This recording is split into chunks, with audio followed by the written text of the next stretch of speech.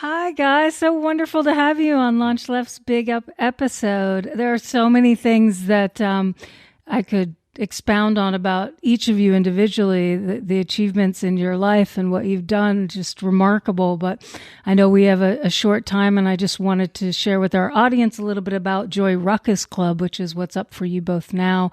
And maybe you could each share a little bit about your history individually that led to coming together and collaborating on this wonderful project. Well, this is going to be the third Joy Ruckus Club. So we did the first one in August. So it's only been actually about 6 months. So maybe like every 2.5 months, we've been able to put on another one.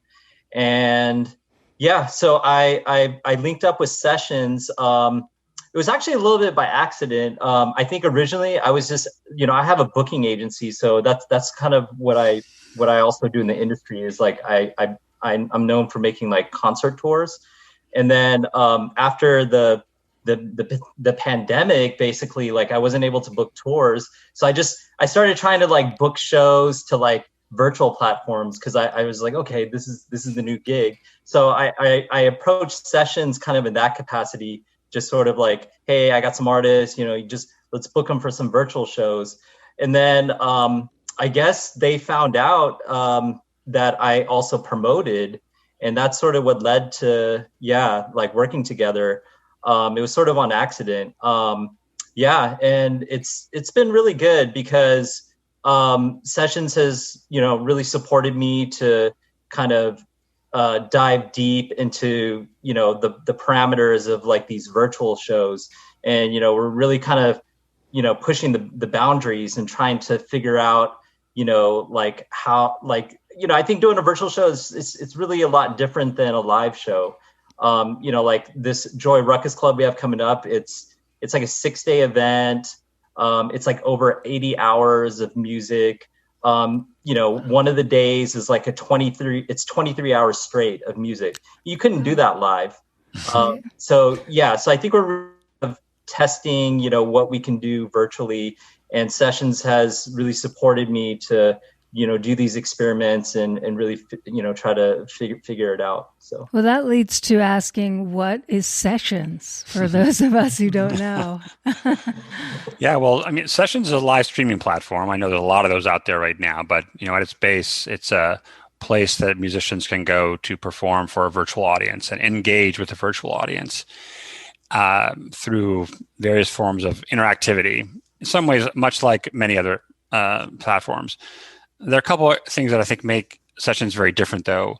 One is our ability to bring audience. So we actually come to this with a technology that's over 10 years old that has been being optimized and developing for a long time, which enables us to actually acquire users so efficiently we can market these shows quite aggressively. So we're bringing people to shows and to artists who've never had any kind of promotional backing. So when Kublai comes along and wants to put together a show, we can assemble a cast of artists. They don't all have to be big global headliners. They can be, everyday working musicians, and still we can bring a large audience. That's one. And the second thing is we also come to this with a long history of sort of game mechanics and sort of game design. So the idea here is, yes, you come to see someone play, and while you're there, you engage in some ways like you do in a game in an interactive kind of virtual world. And the result of that is artists earn more money, they create more fandom, they have sort of a more energetic and engaging experience. And we're seeing this happen time and time again, show after show, and it's growing and growing and growing. And artists are making, anywhere from a few $100s an hour to $30,000, $40,000 in a single hour. We just had a band do $330,000 of revenue in a single hour.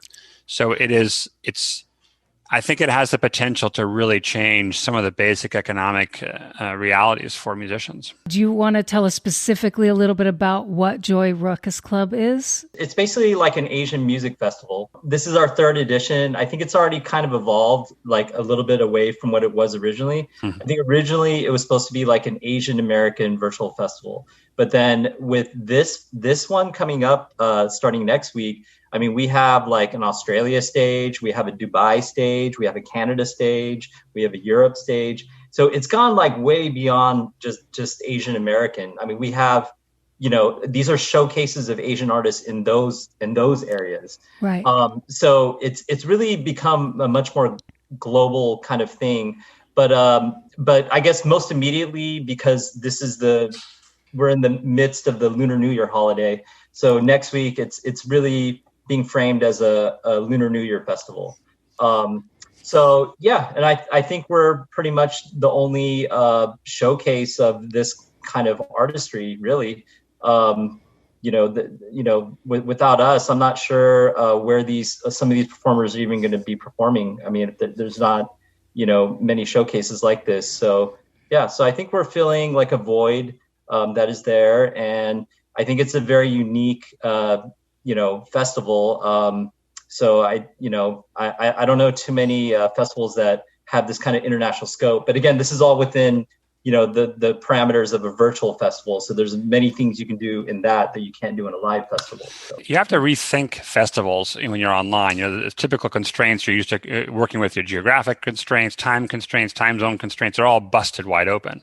So now you can kind of assemble people from all over the world. You can do 23 hours of continuous programming. It can be this just, a different animal entirely, just as there's so few constraints. Yeah, which is wonderful. And I was thinking too, just on account of it being the Lunar New Year, it's historically such a time for travel and celebration. And now with the pandemic, no one has been able to do that as much. So what a wonderful thing for you to do. I'm Korean. Over there, like the government is not allowing people to visit their families at all. Like you're supposed to just stay home. Yeah.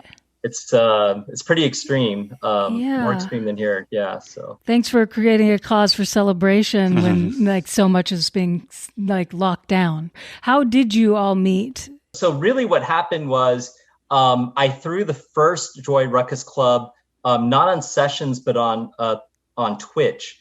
And then I guess Sessions had found out that I had done that event. And then they were like, hey, why don't you come here and like do a festival with us?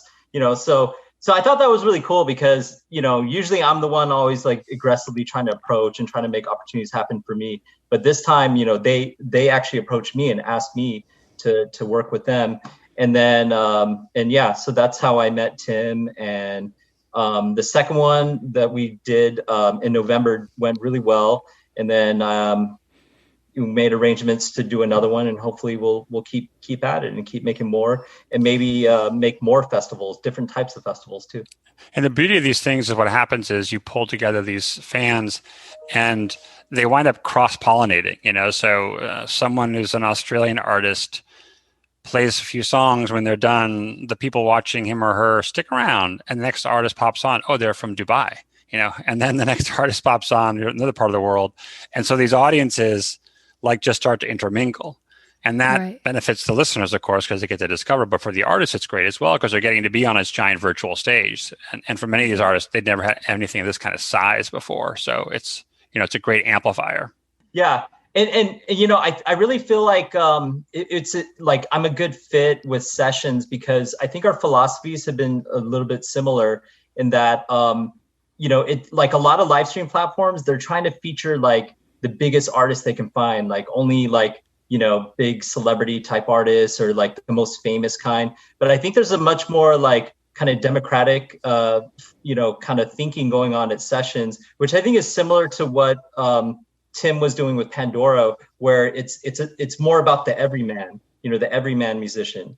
And that's definitely what I've always represented as a promoter. Like when I threw festivals in the live space, it was always, I always had kind of, majority was sort of, the smaller musician, but, you can't really underestimate that. And, for this upcoming one, we have like 180 artists on 9 stages. And yes, there's a few K-pop superstars, but most of them are not that. And that's okay, because there's power in that too. And so I think our philosophies definitely align and that we're trying to support that. You can check out Joy Ruckus Club, the Lunar New Year Festival, on February 16 to 21. It's pretty much all day on every day.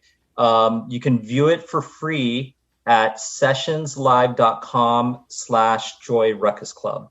Fantastic. Looking forward to seeing it. And thank you both for your time. Hope you have a wonderful rest of your day. Thanks for having us.